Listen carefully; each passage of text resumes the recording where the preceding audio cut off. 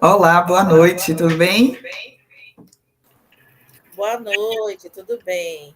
Que ótimo. Me escuta bem, né? Escuto sim.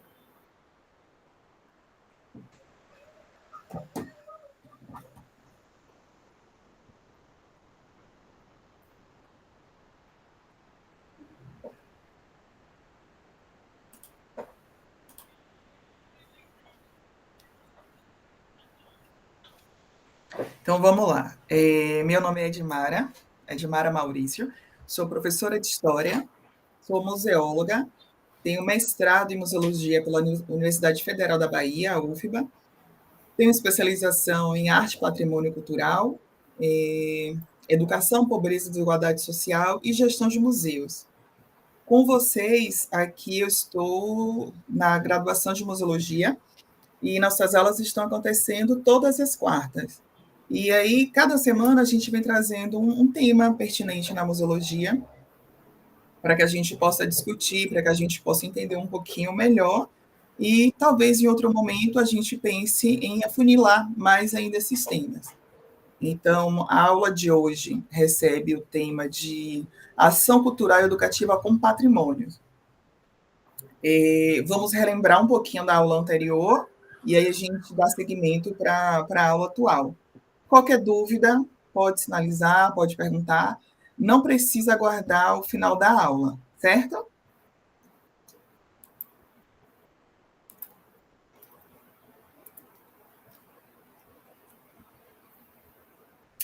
Lembrando que a aula está sendo gravada para que os nossos colegas que não tiveram oportunidade de estar aqui nesse momento ou que por alguma situação vão chegar um pouco mais atrasados possam assistir. E até a gente mesmo, em outro momento, ficou com dúvida em algum conceito, precisou de alguma referência, vai ficar disponível, da mesma forma que as aulas anteriores.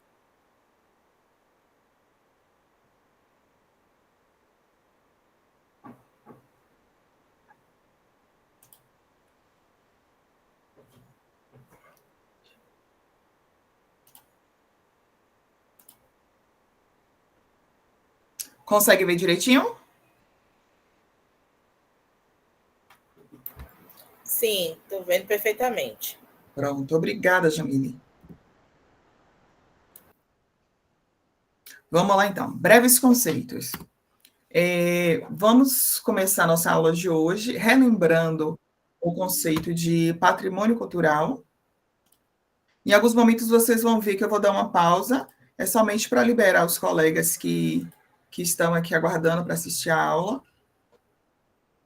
Pronto. Então vamos lá. Patrimônio cultural são todas as manifestações e expressões que a sociedade e os homens criam, que ao longo dos anos vão se acumulando com as gerações anteriores. Cada geração as recebe, usa delas e modifica de acordo com sua própria história e necessidade. Cada geração dá sua contribuição, preservando ou esquecendo essa herança. Edmar, o que, é que você está dizendo com isso? Eu estou dizendo que a cultura ela não é algo que é fixo, que a gente aprendeu dessa forma e vai continuar a vida inteira. Isso pode mudar de acordo com cada geração. Então, um costume que, por exemplo, os nossos avós aprenderam, passaram para os nossos pais, não necessariamente vai ser interessante para a nossa geração. Não necessariamente a gente vai achar que vai permanecer o que a gente tem que ensinar para os nossos filhos, para os nossos sobrinhos. Isso faz parte da cultura. E a gente tem que entender que nós não estamos aqui para dizer, não, vai permanecer ou não vai. A gente acompanha esse processo e cada geração diz o que é interessante preservar ou não.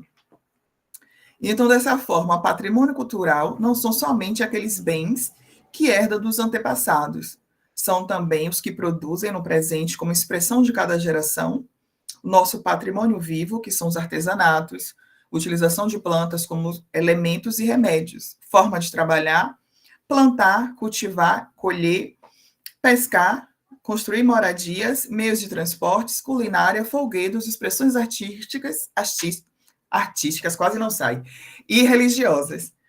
Por que isso? Nós somos ensinados que patrimônio era as construções. Deixa eu liberar mais algum colega. Que eram apenas aquelas construções, aquelas edificações.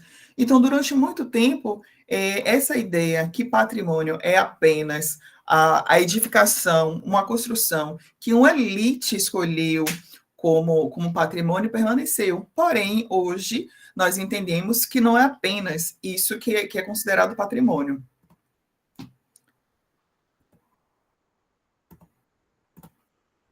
Educação patrimonial, que foi o tema da nossa aula da semana passada. Chamamos de educação patrimonial o processo permanente e sistemático de trabalho educativo, que tem como ponto de partida e centro o patrimônio cultural com todas as suas manifestações. Então, a gente tem o patrimônio, seja ele o material ou imaterial, o patrimônio edificado, o patrimônio natural, e a partir dele, a partir do seu entendimento, a partir do que ele significa, a gente vai construir aquele processo educativo, mas tendo como centro o patrimônio, o patrimônio. E aqui a gente traz algo novo, que nós não trabalhamos ainda. A educação formal, que é sistema de educação, Ave Maria, não vai sair. Trabalhada de forma de hierarquia, estruturando cronologicamente da forma primária à universidade, incluindo os estudos acadêmicos e as variedades de programas especializados de instituições, treinamentos técnico e profissional. O que significa isso, Edmara? Esse processo que nós estamos aqui agora é uma educação formal, porque ela tem um propósito, ela tem um plano de aula, há uma organização com início, meio e fim. Então, a gente está aqui numa universidade, numa faculdade, com um tema específico. A gente está dentro do curso de museologia, a gente está trabalhando hoje um tema que é ação cultural e educativa, com patrimônios. Então, a gente está no modelo de educação formal. Nós temos também a educação não formal, que é qualquer atividade organizada fora do sistema formal de educação, operando separadamente ou como parte de uma atividade mais ampla, que pretende servir a clientes previamente identificados como aprendizes e que possui objetivos de aprendizagens. O que é isso? Nós podemos entender, por exemplo, como uma visita guiada, uma mediação em um museu. Não deixa de ser uma educação, mas ela não segue uma educação formal. Ela não tem aquela organização do plano de aula, ela não tem uma atividade posteriormente. Então, nós temos esse exemplo como educação não formal. Educação informal, verdadeiro processo realizado ao longo da vida, em que cada indivíduo adquire atitudes, valores, procedimentos e conhecimentos da experiência cotidiana e das influências educativas do seu meio, na família, no trabalho, no lazer e em diversas mídias de massa. Então, por exemplo, nós temos essa educação informal na igreja, temos nos grupos que nós participamos, com os colegas, com os vizinhos, nós não deixamos de aprender, porém, ela está classificada como educação informal. Tá claro até aqui, gente?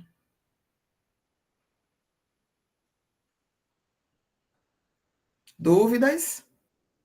Pronto, obrigada. Importante. Patrimônio não se resume apenas ao que é dado, mas também aquilo com que tem um grupo significativo da população que se identifica. É o valor que os seres humanos, tanto no plano individual ou coletivamente, atribuem ao legado do passado, que vai determinar o que se tornará importante para ser lembrado.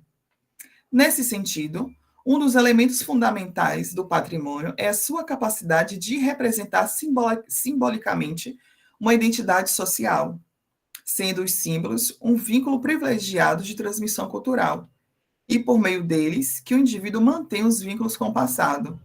É essa identidade que transita pelo passado e pelo presente e que nos possibilita reconhecê-los como coletivamente iguais, que nos identifica como os demais componentes do grupo social do qual fazemos parte e que inversamente funcionam como elementos que nos diferencia dos demais grupos sociais. que é que ele quer dizer com isso? Para que pessoas de uma localidade se reconheçam, ou que um patrimônio os reconheçam, a gente precisa de várias atividades, de vários sentidos. Na aula da semana passada, eu dei um exemplo de quando eu vivi no Rio de Janeiro. Eu passei um período, eu fui estudar em uma faculdade, uma universidade, eu fiz um processo de mobilidade e passei um ano morando no Rio de Janeiro. Por mais que seja uma cidade linda, aqueles patrimônios não me representavam, não faziam parte da minha identidade. Porque eu sou baiana, eu moro em Salvador, e aqueles patrimônios não diziam, não falavam nada sobre a minha identidade. Da mesma forma que eu posso dizer para vocês que uma outra pessoa de uma outra cidade, de um outro estado, talvez não se reconheça. Possivelmente não se reconheça porque aqueles patrimônios não fazem parte da sua memória afetiva, do seu processo de crescimento. Então, quando a gente está analisando o patrimônio, a gente precisa entender se aquele patrimônio é uma representação individual ou ele representa um grupo, uma coletividade. E aí, nesse caso, quando esse patrimônio representa uma coletividade, a gente precisa entender de que forma a gente vai trabalhar com ele, de que forma a gente vai conseguir representar aquele grupo, ou pelo menos a maioria. Pode falar, Jamile. Então, no caso, se a gente não sentir uma memória afetiva ou algo que não identifique conosco em qualquer outro, vamos dizer, outro estado, porque, por exemplo, eu sou baiana, mas morei muito tempo em São Paulo. Me identifiquei com várias coisas lá, né? Uhum. E eu sou baiana, mas não sou soteropolitana, sou de Vitória da Conquista, e também me identifiquei com várias coisas da minha ancestralidade aqui em Salvador. Então, como é que a gente interpreta isso, no caso? Isso foi uma questão subjetiva sua ou isso é para o coletivo? A gente pode entender das duas formas. Por exemplo, eu passei um ano, e apesar que o tempo é relativo, mas aquele um ano não foi suficiente para que eu me sentisse representada. Mas isso não quer dizer que outras pessoas com tempo menor pudessem sentir isso, ou que se eu permanecesse mais tempo, em algum momento, um daqueles patrimônios me representasse. Então, é muito relativo isso. Eu não senti. Mas isso não significa que cabe para todas as pessoas. Por exemplo, você trouxe uma vivência, uma experiência sua. A sua vivência em São Paulo te fez, se eu entendi bem, te fez sentir presente, se sentir representada, certo? Sim, correto. Então, significa que você construiu uma relação com aquele patrimônio. Sim. Aquele patrimônio tem um sentido para você. Então, significa que aquilo ali te representa. Se eu pedir para você, por exemplo, falar algo de São Paulo, algo da cidade que você morou, algo do bairro, você vai trazer algo relacionado, inclusive, a esse patrimônio. Então, significa que ele faz parte da sua identidade. Significa que ele te representa, ou pelo menos uma parte da sua vida. Sim, compreendi. Entendeu? Então, é muito relativo. Então, quando ele diz, por exemplo, que o entendimento de cultura, de patrimônio cultural vai se modificando, também diz isso. De repente, um paulista pode residir na mesma região que você e ele não se sentiu representado por esse patrimônio, mas que para você tem um sentido. Então, a gente precisa entender essa questão do individual e do coletivo. Tá claro para todo mundo, gente?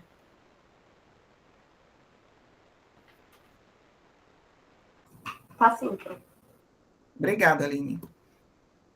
Então, aqui a gente vai entrar na aula de hoje, ação cultural, que a gente precisa entender a diferença entre a ação cultural e educação patrimonial.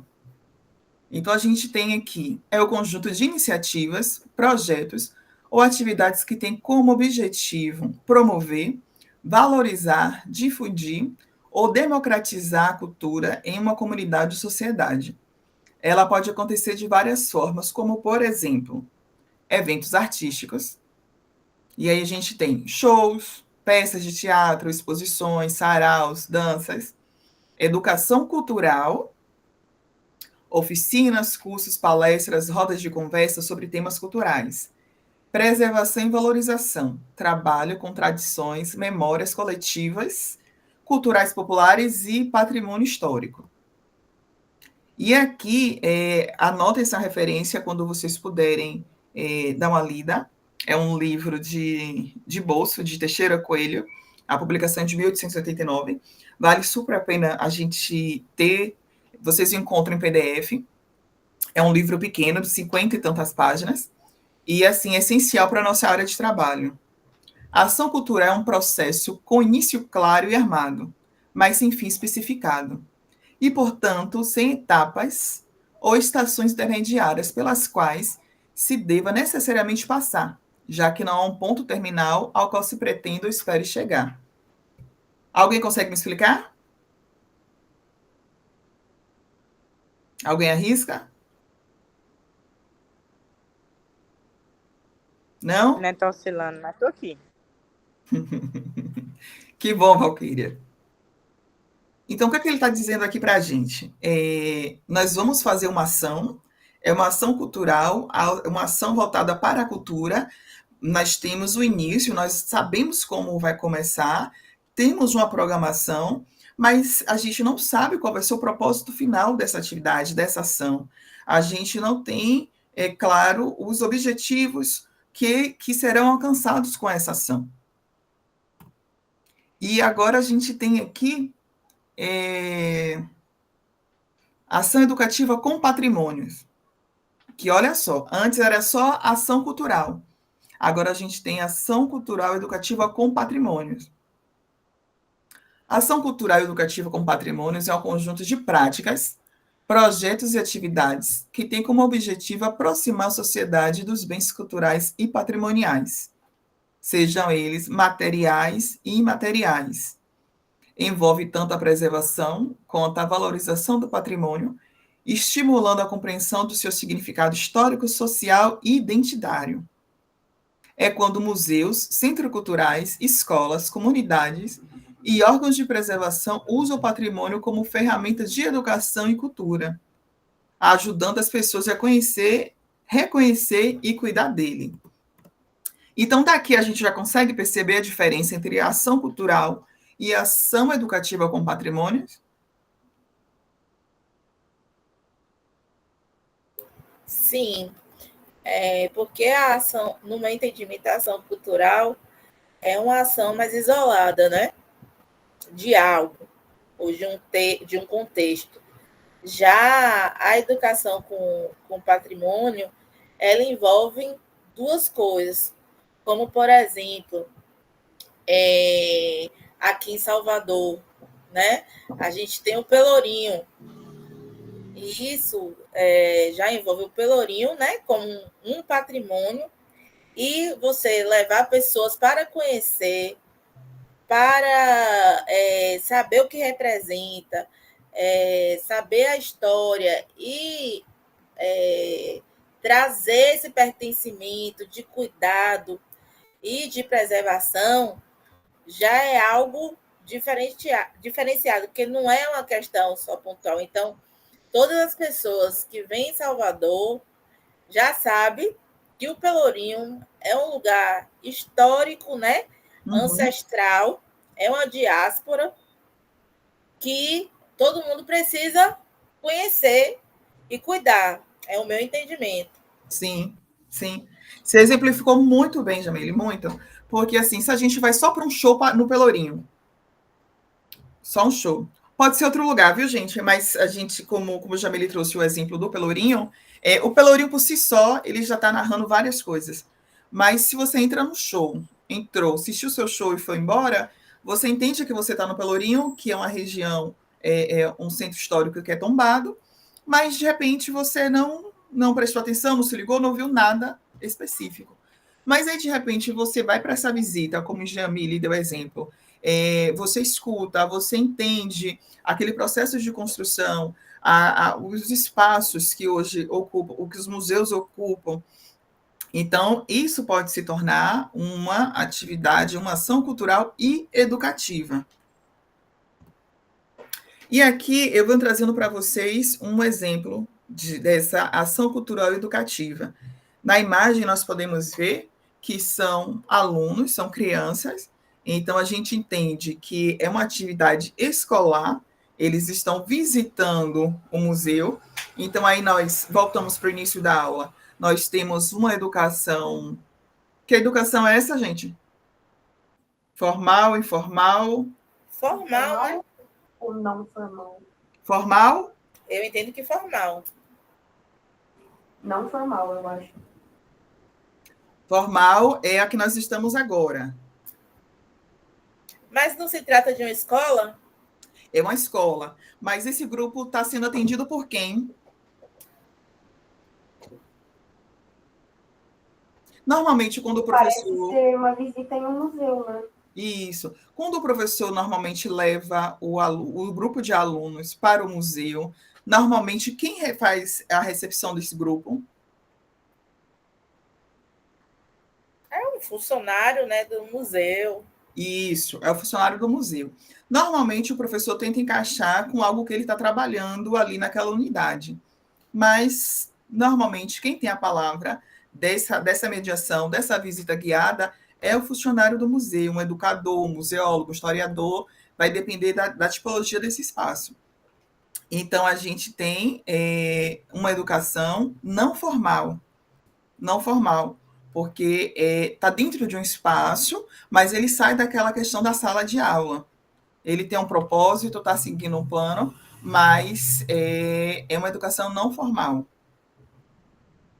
Aqui nós temos um outro exemplo. É um grupo escolar também, mas ele sai do ambiente do museu para conhecer um espaço que também é importante para o processo de aprendizagem. Tá claro até aqui, gente?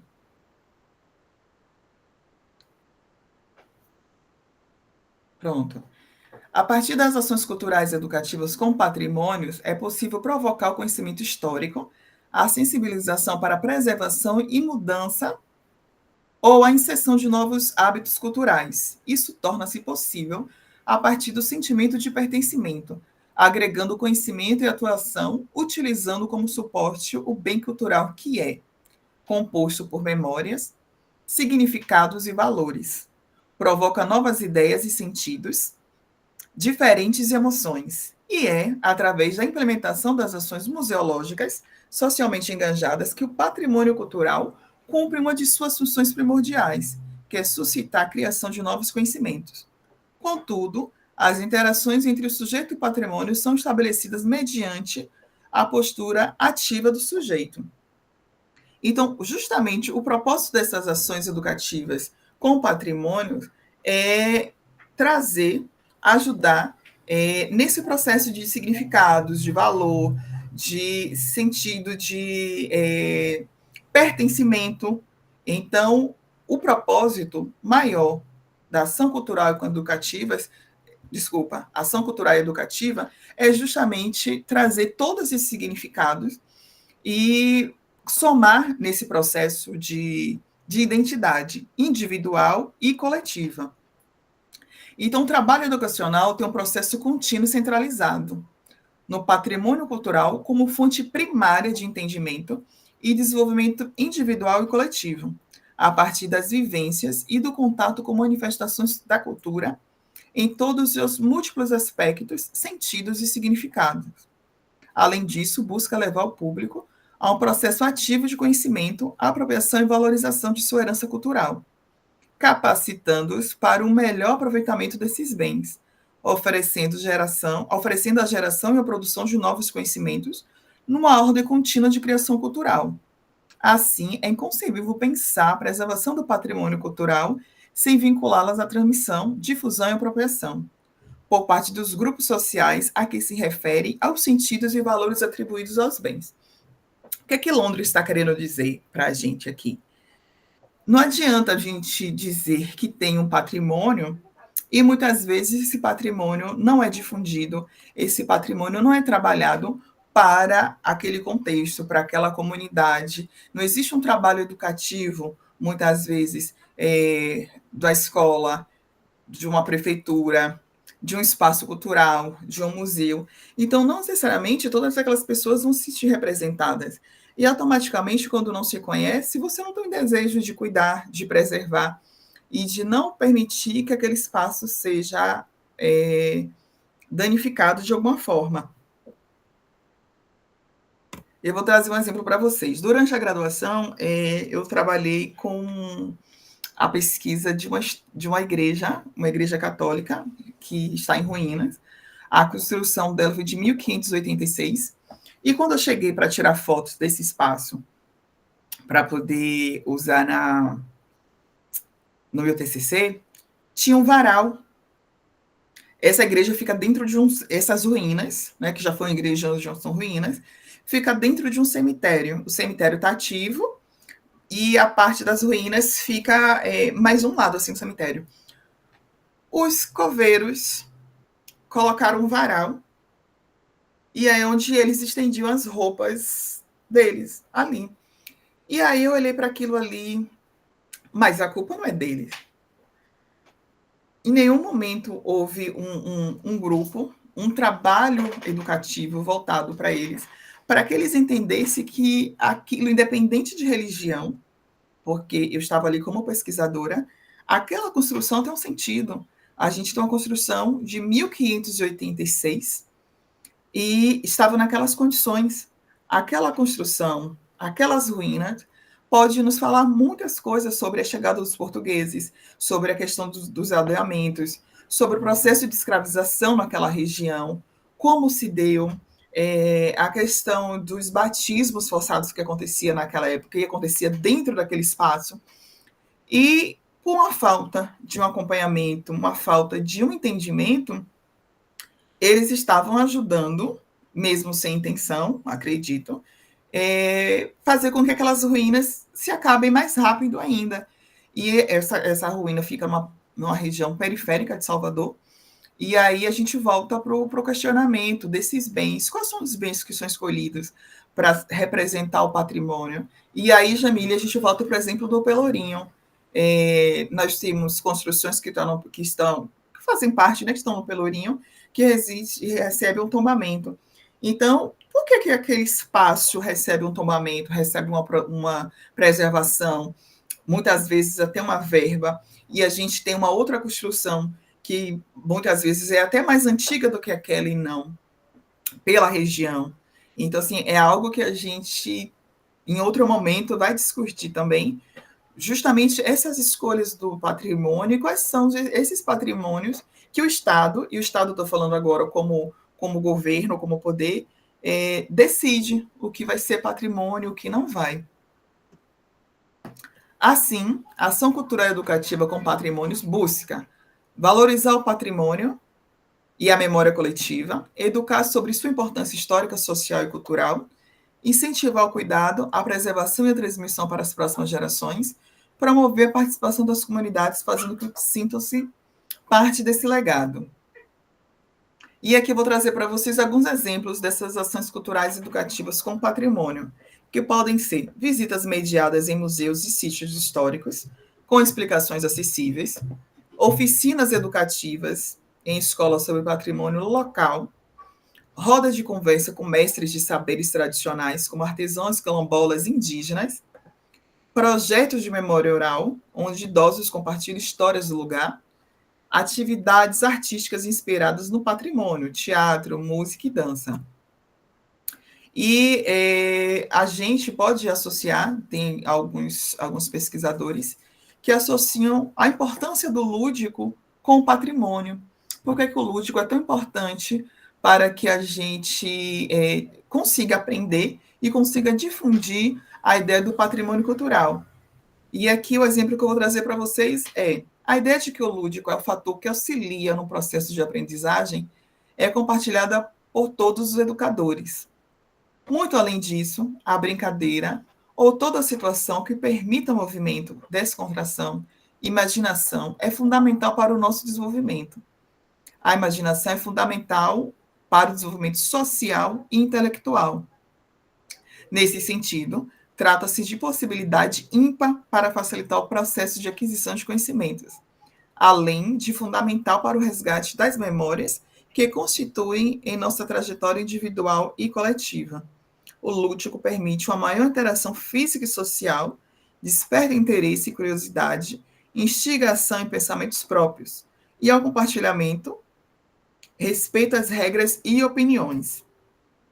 Nesse caso, seus principais objetivos são educar para a valorização do patrimônio, promover identidade e pertencimento nas comunidades, estimular a preservação de bens culturais, ampliar o acesso da população ao patrimônio cultural, fomentar a cidadania cultural, tornando as pessoas ativas à proteção e transmissão da herança cultural. Então, nesse momento aqui, a gente precisa de uma pausa para a gente entender. Eu vou entrar um pouco na questão da mediação, mas em outro momento a gente pode pensar uma aula só para falar da mediação nos museus, porque a mediação, seja dentro do espaço cultural, seja dentro de um museu, ela é entendida como o carro-chefe nesse processo. Então, as ações culturais e educativas no museu precisam dessa mediação, desse educador que consiga fazer esse trabalho. Então, nós temos aqui, as ações educativas dos museus possibilitam ao público aprender em um sentido mais extenso e espontâneo. O bem cultural com olhar ao desenvolvimento de uma criticidade e abrangência da realidade em que estão inseridas. Dessa forma, a mediação é um recurso de ação cultural educativa mais utilizada nas instituições museológicas. No entanto, a forma de apresentação tem relação direta com o público-alvo a quem se destina. Eu não sei se vocês já tiveram a experiência de ir visitar algum museu e, de repente, a pessoa que estava fazendo a mediação, você tem a sensação que ela está robotizada. Ela gravou o que ela precisa falar daquele acervo, e aí, se você interrompe, se você faz uma pergunta, automaticamente aquela pessoa se perdeu. E ela volta de novo para falar as mesmas coisas. O que é que isso acontece? Normalmente aquela pessoa perde o interesse, não retorna, não indica, e muitas vezes quem está fazendo esse tipo de mediação esquece que o outro também tem que contribuir. O outro não vem simplesmente sem saber de nada. Então, o ideal é que essa mediação aconteça a partir de uma conversa, a partir do momento do que o outro pode contribuir também, do que o outro pode trazer. E alguma dúvida, gente? Não. E aí eu pergunto para vocês, a mediação é única para todos os públicos? Não. Eu não Por acredito. quê? Eu não acredito que seja única para todos os públicos. Eu acho que precisa ser pensada, como foi dito, né? Para aquele público-alvo. Porque, por Sim. exemplo, se existe uma. É diferente o entendimento para crianças, para adolescentes, jovens, idosos. E o que eu penso dessa mediação? É que o museu não seja. Que as pessoas acham que o museu é como se fosse um mausoléu, algo velho, né? Que esteja lá parado de muitos anos atrás. Então, se você faz essa mediação, um espaço, como foi dito, mais lúdico, com música, né? Com exposições diferentes, com os próprios personagens que estão ali naquele museu, você trazer o teatro para ali, isso se torna mais atrativo, como você disse, né? Que a gente não visita um museu só por visitar. Tem algo interessante ali que nos faz visitar. Olha, você vai visitar um museu tal, porque lá você vai encontrar tal coisa. Como, por exemplo, a casa de Jorge Amado, que fica no Rio Vermelho. Por que a gente tem interesse de visitar a casa de Jorge Amado? Eu acho uma experiência, uma vivência muito única, porque é uma casa, né? Então, é uma casa que ele viveu. Então, o que liga, né? Aquele fator histórico para você querer visitar a casa de Jorge Amado? É as obras, é a arte. Então, tem todo um contexto Então, quando você visita o museu, fica aquela pessoa o tempo todo falando ali, falando. Você viaja na maionese, começa a achar aquilo chato e já quer que a visita termine logo. Uhum, uhum. Obrigada, Jamile. É justamente isso. Você precisa entender quem é o seu público, qual é o propósito dele. Primeiro, quem é o seu público-alvo? O exemplo que Jamile nos trouxe, a Casa de Jorge Amado, recebe muito público escolar? Recebe. Mas recebe também muitos turistas, recebem pessoas que vão passear. É um espaço, assim, completíssimo, tem uma área verde enorme, então tem gente que vai para lá para fugir um pouco dessa correria da cidade. Então a gente precisa entender o que é que esse público está buscando, qual é o espaço que você está. Aqui eu estou trazendo para vocês duas fotos. Essas fotos fazem parte do meu acervo. Foi um espaço que eu trabalhei, é o Memorial da Câmara de Salvador. Então, é completamente diferente do exemplo que Jamile nos trouxe. É um espaço que o público-alvo dele são estudantes. Então, a gente entende que nós temos um período, nós temos um tempo para poder trabalhar, e a gente não consegue falar do acervo inteiro. Então, o que é que a gente estava trabalhando? O que é? E aí entra a ajuda do professor.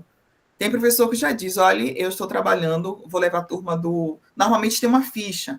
Então, o museu disponibiliza uma ficha para o educador no momento que está marcando essa visita, para poder ajudar nesse processo da mediação. Então, é o professor do 7º ano, por exemplo, ele está trabalhando um tema específico, ou é o professor do 8º ano, está trabalhando com o império. Então, significa que a gente vai precisar focar mais no primeiro e no segundo império, porque é algo que vai facilitar para ele quando retornar para a sala de aula. Diferente de um professor que traz uma turma do 9º ano, uma turma do 3º, então a gente já percebe que a mediação vai ser direcionada. A gente não vai conseguir falar do acervo inteiro em 1 hora, porque normalmente o público escolar vem com o tempo contado. Se eu fazer a mesma mediação, o mesmo atendimento para uma turma de 6º ano, é completamente diferente para uma turma do 3º ano.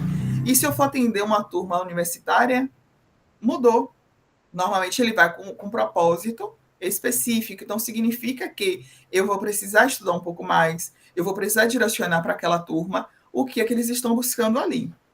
Nessas duas fotos, eu estou trazendo para vocês o exemplo de duas turmas com alunos autistas. E para vocês terem noção, as duas turmas são de escolas diferentes, porém, a professora nos orientou até que ponto nós poderíamos trabalhar com esses alunos, de que forma a gente poderia trazer, e nós conseguimos fazer uma mediação completa, nós conseguimos, dentro do que ela pediu, porque era uma turma que conseguia nos acompanhar, e a gente precisa entender qual o grau de autismo desse grupo, para que a gente consiga trabalhar. Já no segundo grupo, eram meninos mais novos e que tinham um grau de diferente nesse autismo. Então, significava que nós precisamos trabalhar com o lúdico. Então, eles entraram no museu, eles ficaram à vontade, viram o que achou mais interessante, e daí nós fomos para a oficina, nós fomos trabalhar com desenho, e a partir daí nós conseguimos fazer uma discussão. Então, não dá para a gente trabalhar da mesma forma com todos os públicos, independente do espaço que nós estamos trabalhando. E a gente precisa estar aberto para isso, a gente precisa estar sensível. A gente quanto espaço, porque se a gente não fizer isso, nosso público chegou, foi no museu, mas nós não conseguimos alcançar, nós não conseguimos tocar nesse grupo, nesses estudantes, ou nesse público-alvo que foi para lá. Aqui, por exemplo, eu estou trazendo para vocês um grupo de adolescentes, que é um grupo de curso técnico, e na foto de baixo é um grupo de adultos, são pessoas, são trabalhadores, que a empresa tinha um propósito de, uma vez no mês, retirar esses funcionários da empresa para conhecer um ponto cultural de Salvador. E eles começaram com os museus, porque a maioria dos funcionários nunca tinham pisado no museu.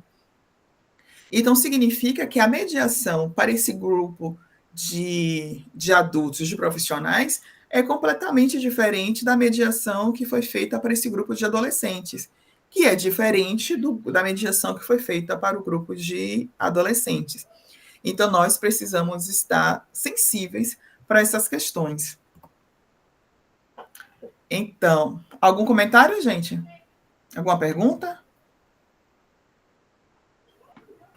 Não só a equipe, mas também o ambiente do museu precisa estar preparado, né, professora, para ter acessibilidade e conhecer o tipo de público que pode receber naquele espaço. Né? Sim, é verdade. Bem lembrado, Aline. Porque tem espaços que a gente ainda não tem acessibilidade. E aí, de repente, abre uma visitação e a gente não tem como atender. Vai fazer como? Eu trabalhei num espaço que não tinha acessibilidade nenhuma. Nenhuma, nenhuma. Para ter acesso ao museu, tinha uma escadaria enorme. E aí, quando ia cadeirante, fazia como? Mas, assim, isso deve ter uns 15, uns 10 anos, 12 anos. A gente não tinha nem tanto essas discussões como aflorado como tem hoje. Mas já se falava da questão da acessibilidade, que precisava, tal. Mas as pessoas esqueciam. Como é que você marca uma visita e aí você não diz que você não tem acessibilidade? Que esse cadeirante vai precisar ser carregado. Imagina que constrangedor para uma pessoa chegar no museu e aí ter que contar com alguém para carregar a cadeira, ter que contar com alguém para poder carregá-lo. E aí, na hora que precisa ir ao banheiro. Então, assim, precisa estar atento a todas essas questões. A gente precisa lembrar das outras pessoas. E hoje a gente fala também não apenas da sensibilidade nessa questão física, né? Então, a gente chega nos espaços, não são todos os espaços que contam com braille, por exemplo. Então, assim, e essas pessoas? Vai fazer como? A gente está falando de um espaço Audiodescrição também, né? É bem importante. Né? bem importante. Se a gente está falando também de um espaço educativo, no caso, como é que a gente está falando de educação, de um espaço educativo, e a gente esquece de alguns públicos? Então, a gente também precisa estar atento, o espaço cultural, a instituição também precisa estar atenta para essas questões. E aí nós temos, quanto à forma de mediação, é necessário que o público seja dividido por faixa etária e grupos.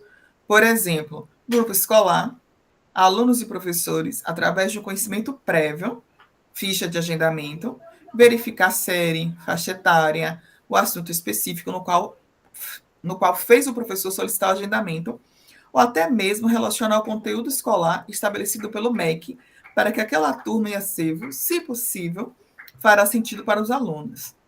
Famílias normalmente estão de passagem. Nesses casos, a abordagem precisa ser apenas o essencial. Essas famílias, por exemplo, estão ali para conhecer aquele espaço. Então, ele não quer passar 3, 4, 5 horas dentro de um espaço, de um museu, de uma instituição. Por que ele pensa? Eu posso aproveitar as outras 2 horas em outro lugar. Eu quero apenas conhecer. Então, a gente precisa estar pronto também para esse público. Grupos especializados compõem grande parte do público dos museus e, além das mediações, é interessante que sejam incluídos na programação dos museus, sempre que possível. Seminário, palestras, oficinas e debates. Nós temos ONGs e grupo da terceira idade. É um público que vem ganhando força nos museus, normalmente não tem muita paciência para acompanhar o circuito mediação, pois agendam várias atividades para o mesmo dia e isso os deixa cansado. Isso é muito real. E eu arrisco a dizer mais. Adolescente não tem muita paciência e com essa questão de tecnologia, eu acho que chegou para ajudar, mas em alguns sentidos, em algumas áreas, eu acho que é extremamente complicado, porque eles estão tão acostumados a passar o tempo inteiro na frente do celular, na frente da tela, que às vezes tem uma dificuldade em passar mais de 30, 40 minutos prestando atenção em uma outra coisa sem olhar o celular. Então, a gente tem ali os primeiros 20 minutos para poder ganhar. Ganhou, trouxe alguma coisa interessante, uma mediação interessante, voltada para ele, ele ainda pode ficar um pouco mais. E o grupo de idosos, a gente tem essa questão. Normalmente tem instituições, né, que fazem passeios com eles, Então, às vezes, quando eles chegam no museu, eles já estão exaustos, já passaram por 4, 5 atividades. Então, às vezes, eles só querem tirar foto para dizer que foi e pronto. Então, a gente também precisa focar no que a gente vai falar, no que a gente vai trazer, para que pelo menos fique o convite, para que eles possam retornar em outro momento.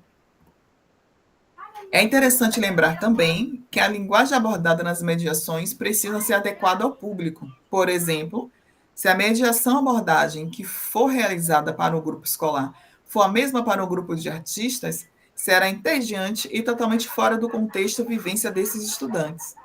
Porém, é necessário infantilizar esses. Não, porém, não é necessário infantilizar esse processo de aprendizagem com. Só um instante, gente.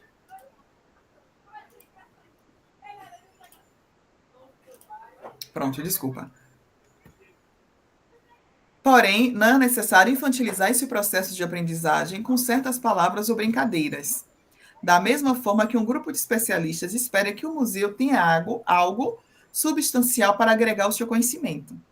Além das atividades de mediação, há uma série de ações que podem ser realizadas, como, por exemplo, oficinas, seminários, debates, filmes, museu, palestras. Para tanto, fazem necessário que o setor educativo conheça a atividade proposta para adequar os diferentes grupos. Eu vou dar um exemplo aqui, de duas instituições que eu acho muito massa, voltada para essas atividades, que é a Caixa Cultural e do Centro Cultural do Banco do Brasil. Eu não sei se vocês acompanham, se vocês participam, frequentam, mas eles se preocupam justamente com todas as atividades. Você tem a exposição, você tem a sala do cinema, muitas vezes tem um show voltado para algo específico, tem contação de histórias, tem uma atividade lúdica. Então, eles são ali presos no sentido de tentar agradar todos os públicos e trazer vários públicos para participar dessas atividades, seja oficina, seja seminário, seja debate, seja uma exposição ou uma cantação de histórias. Então, a gente percebe que esses espaços estão tentando o tempo inteiro trazer esse público para vivenciar, para viver realmente o museu. Dada a inegável importância do público para o espaço, a exposição museológica destaca-se não apenas como ambiente de formação, mas de lazer, diversão para os diferentes grupos, onde os profissionais de museus encontram um momento ideal para trabalhar temas atuais da realidade, a partir do acervo exposto. Nessa perspectiva, para uma efetiva comunicação com seu público, de forma que ele consiga ultrapassar os limites físicos do objeto e compreender parte dos seus processos, seus significativos e suas técnicas. É necessário que o visitante se aproprie da mensagem e recrie a partir de novos significados. Dessa forma, essa mensagem ressignificada do público deve ser apropriada pelos profissionais dos museus e integrada às atividades cotidianas da instituição, agregando valor ao processo curatorial como um todo, possibilitando o cumprimento de sua função social. A gente não pode esquecer dessa função do museu. E, nesse sentido, o museu não é apenas um espaço que guarda objetos, mas também um espaço de formação cidadã. E a gente lembra o que Jamile nos trouxe. Em um slide que eu trouxe na primeira aula. Quando a gente fala que faz museologia, as pessoas se associam com coisa velha. Primeiro, que elas acham que é musicologia. Segundo, que a gente vai estudar para trabalhar apenas com coisa velha, com coisa que já passou. E o museu não é só isso. O museu não é um espaço, não é um depósito. Então, cabe aos museus também trabalhar esse conceito de formação cidadã. A educação museal atua como elo entre o objeto museológico e o público, oferecendo significados sociais, culturais e históricos. Nesse sentido, o objeto museológico é entendido como ponto de partida para processos de reflexão e aprendizagem, e não apenas como um enfeite ou peça neutra. Museus são meios de comunicação e, como tal, devem prezar por uma comunicação de qualidade. Essa comunicação deve ultrapassar a transmissão de informações e estimular consciência, questionamento e pensamentos críticos. Nesse momento, eu vou trazer para vocês aqui umas atividades práticas, um exemplo. Quando eu falei para vocês do meu trabalho de TCC, eu pesquisei inicialmente o bairro de Paripe. O bairro de Paripe ele fica no subúrbio ferroviário de Salvador, na parte periférica, em uma das partes periféricas de Salvador. E o meu questionamento sempre foi: esse bairro é composto por inúmeros patrimônios. Só que boa parte das pessoas que residem no bairro tem uma dificuldade muito grande de se reconhecer e de entender que é patrimônio, justamente porque fica na área periférica. Eu fui trabalhar numa escola que fica nessa região e quando eu cheguei foi justamente uma feira de ciências humanas. E eu achei muito massa porque eles começaram a falar das coisas antigas que tinham no bairro e que eles achavam que era patrimônio, e o propósito da feira foi justamente fazer com que eles tenham um sentimento de pertencimento. E quando eu cheguei na escola, eu já cheguei nesse momento. E aquilo me despertou de uma forma que eu disse, não, eu tenho que começar a estudar e entender para poder trazer isso aqui para trabalhar. Nessa época, eu estava cursando museologia, já tinha terminado história, e aí eu me apaixonei pelos patrimônios do bairro e eu passei a trabalhar com esses alunos os patrimônios presentes. E foi algo tão forte, algo que me conquistou tanto, que eu levei para trabalhar na museologia como trabalho de conclusão de curso. E eu comecei a trabalhar a Igreja de Nossa Senhora do Ó, as ruínas. Essas ruínas, acho que dá para ver, aqui, parte das ruínas da Igreja de Nossa Senhora do Ó, e a partir daí entender a formação do bairro de Paripe. Então, é o que no slide anterior nos diz, que a partir de um objeto museológico, que aqui não é um objeto museológico, mas a partir de uma construção, a partir de algo que está lá no museu, a gente consegue contar uma história, a gente consegue trazer a importância daquela localidade a partir dessas ruínas. E aí, meu trabalho de conclusão de curso recebeu o título de Patrimônio Local de Paripe, proposta de ações educativas para a sala de aula. Por que eu percebi? Muitos dos meus colegas, quanto professores, né, porque ainda eu não era museóloga, tinham dificuldade de trabalhar o patrimônio porque não sabia da importância daquele patrimônio para aquela localidade. E aí a gente não faz julgamentos porque a gente entende que um professor que trabalha 40 horas, 60 horas, para ele parar, fazer pesquisa, estudar, entender, a gente sabe que demanda mais tempo. E aí eu pensei, por que eu não posso levar isso de uma forma que possa ajudar outros professores, para que possa ajudar outros alunos? Então, eu desenvolvi um trabalho voltado para o patrimônio. Fiz um levantamento desses patrimônios desse bairro e produzi no TCC. No ano de 2020, finalzinho de 2020 para 2021, naquele momento da pandemia, surgiu algumas leis de incentivo. Não sei se vocês estavam acompanhando, não sei se vocês participaram. E eu fiz a inscrição desse programa de incentivo, fui contemplada com o programa Aldir Blanc, e aí produzi essa cartilha para auxiliar outros educadores. Então, o que foi meu trabalho de conclusão virou a cartilha como forma de facilitar o trabalho de outras pessoas para que eles conseguissem trabalhar o patrimônio local, mas também sem precisar fugir do que já é estabelecido dentro do plano de aula, porque ainda tem isso. Ele recebe o plano de aula com os dias letivos, ele precisa seguir aquele plano de aula, justamente para não poder atrasar. Então, foi pensado justamente nessa forma de trabalho. E aí eu trouxe o trem, as fábricas e as ruínas. Mais uma vez, salientamos que museus não são instituições. Ainda repetir. Não são instituição intelectual e de entretenimento. Entretanto, não significa que no esforço pela introdução de novos conceitos ou pela abertura da cultura dos povos, eles devam perder a visão de seus propósitos tradicionais, quando se destinam principalmente à atividade científica ou preservação de objetos. E é certo, porém, que o museu pode desempenhar uma missão social, se ele tem um corpo administrativo à altura e pode entregar tarefa a pessoas especializadas em assuntos pertinentes. Eu acho que foi a Aline que falou agora sobre a importância do corpo administrativo, dos funcionários do museu também, do próprio museu? Foi, eu acabei comentando. Isso. Partindo dessas reflexões, nos conscientizamos cada vez mais do papel que os museus devam desempenhar junto ao público, acompanhando a evolução dos processos históricos. Não deve se tornar entidades marginalizadas quando podem participar, contribuindo para a formação de novos povos, de nosso povo, desculpa, desempenhando seu papel, cumprindo a sua missão. Então, a gente vai fazer agora um resumo. Ação cultural é a atividade que aproxima as pessoas da cultura e incentiva a valorização e participação.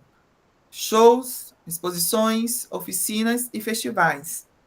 Ação educativa, a atividade com a intenção de ensinar, sensibilizar ou formar. Exemplo, visitas guiadas, cursos, projetos escolares. Dessa forma, quando falamos de ação cultural e educativa com patrimônios, juntamos duas coisas: atividades que aproximam a comunidade dos seus patrimônios, ensinando, valorizando e fortalecendo com eles.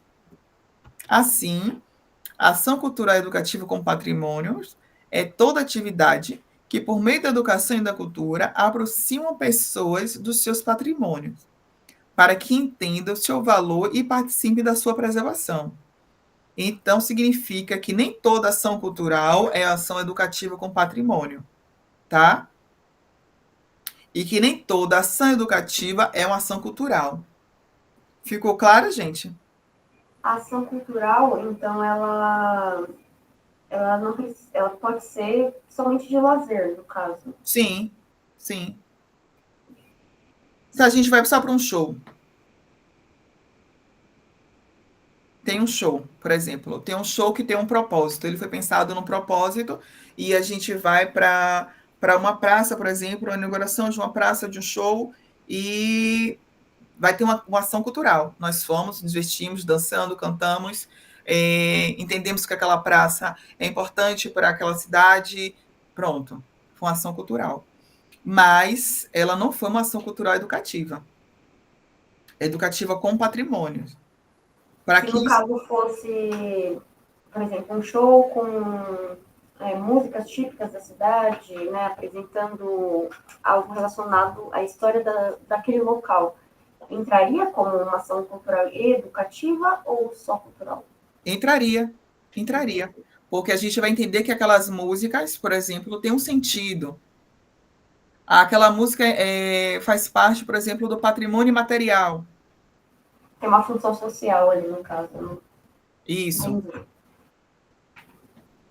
Mais alguém, gente? Dúvidas, perguntas, agora é o momento.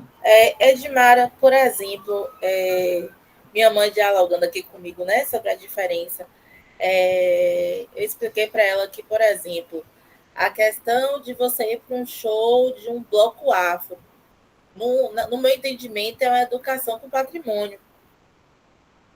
Correto? Então, você já sabe o sentido, né? Sim. Mas se tem uma pessoa que nunca foi, por exemplo, ele só foi para aquele show, será que ele sai com alguma informação? Aí eu acho que depende da mediação, né? De como Então, aquilo é feito. isso. Então, justamente, a gente vai entender a partir daí. Pode ser só ação cultural, mas se esse show, em algum momento, tem alguma abertura, tem alguma oficina, tem algo explicativo, ele pode ser entendido como ação cultural e educativa. Sim, igual, por exemplo, o Olodum. As pessoas associaram o Olodum com Michael Jackson e tal.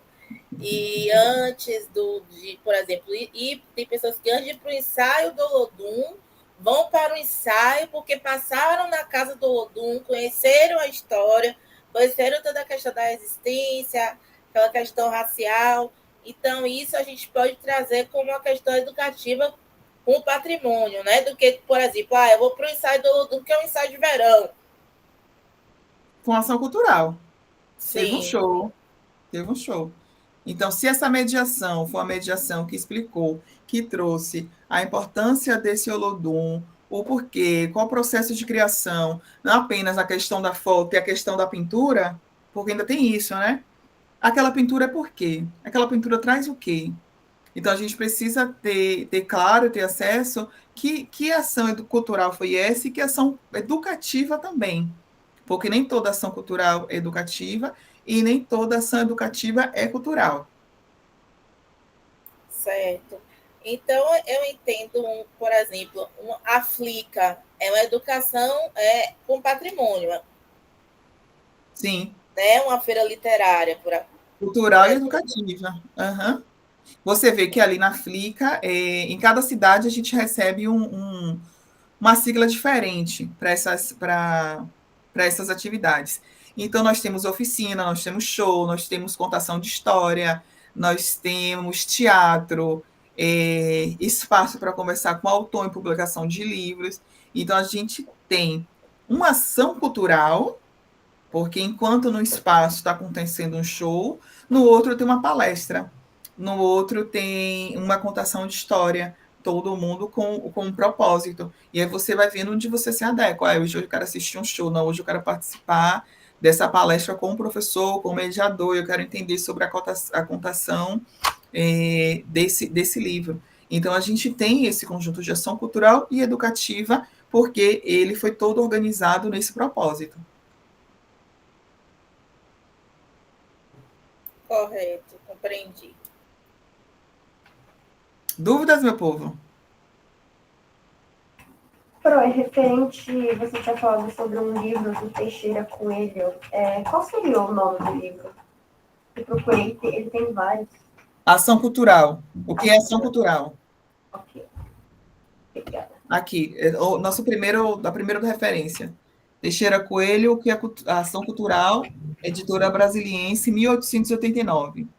Beleza. Obrigada. É isso. Manual de Atividades Práticas de Educação Patrimonial, a gente continuou, a gente trabalhou com ele semana passada. O Guia Básico de Educação Patrimonial também.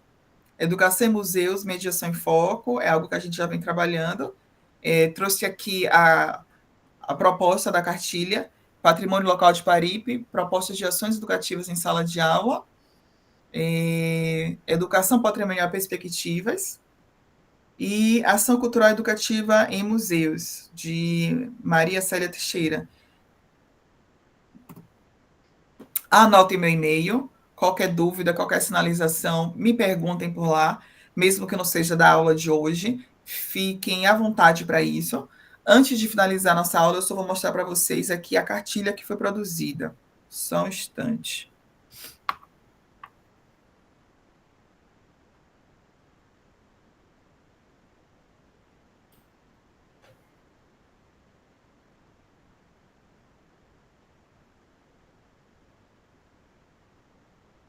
Não?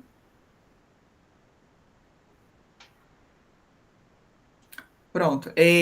Essa cartilha também está disponível, caso vocês queiram acessar em outro momento. São breves conceitos, porque que a gente pensa que a gente está trabalhando com patrimônio local, a gente entende que o tempo desse educador, desse professor também é um tempo curto, e a gente precisa otimizar para que ele consiga trabalhar esses conceitos em sala de aula. Então, o propósito foi trazer breves conceitos, o que é ação cultural educativa, falar um pouco sobre a história do bairro de Paripe, a importância dele para Salvador e, consequentemente, para o Brasil, que poucas pessoas conhecem, falar um pouco sobre informação e educação, e no finalzinho dessa cartilha, algumas atividades que esse educador pode trabalhar com seus alunos.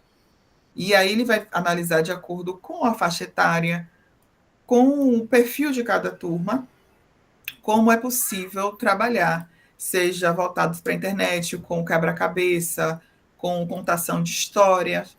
E aí a gente precisa estar atento para o nosso grupo, o que é que ele pretende e de que forma é possível trabalhar. Então, aqui, por exemplo, eu não tive a oportunidade de trabalhar essas propostas em sala de aula, quando ela foi produzida, eu não estava mais nessa escola, mas eu entendi que poderia ajudar outros educadores. Então, caso vocês tenham interesse, deixo como sugestão de leitura para que vocês, no momento que tiver oportunidade, consigam ler, tá? Alguma dúvida? Algum questionamento? Queria fazer um elogio, Pro. Muito legal essa cartilha que você fez. Ah, muito obrigada. Com certeza ajudou a função social, né, no caso dessa cartilha para o pessoal que mora nessa região, porque eu sou de São Paulo, eu nunca ouvi falar, no caso, né, quando a gente pensa em Salvador, só pensa nos patrimônios de lá, né, da área turística. Mas eu vou dar uma olhada, porque eu fiquei interessada de verdade. Obrigada, Aline. Obrigada. Então, por hoje é só. Nos encontramos em outra semana. A semana que vem nós temos a feira, não é isso? Então, nós não temos a aula da quarta, mas de hoje a 15 eu conto com a presença de vocês. Ok, obrigada. Boa noite. Boa noite. Okay, obrigada, boa noite. Boa noite. Ótima semana para vocês. Para você também. Obrigada.